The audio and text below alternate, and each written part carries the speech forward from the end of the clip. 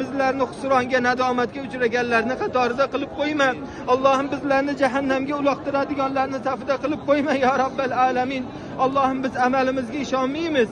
Allohim biz qilayotgan amallarimizga, ibodatlarimizga emas, o'zingni rahmatingga ishonamiz. O'zingni mag'firatingga ishonamiz, lutfingga ishonamiz ya Rabbal alamin. Allohim karamlilarni karamlisisan. Allohim sahiylarni sahiysisan.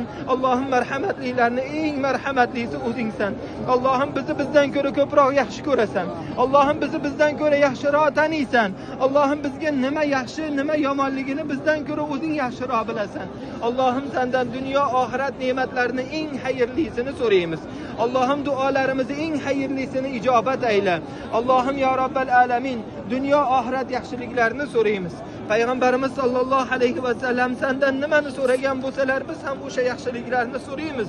Rasulimiz sallallohu alayhi va sallam nimaiki yomonliklardan panoh so'ragan bo'lsalar, biz ham panoh tilaymiz. Alloh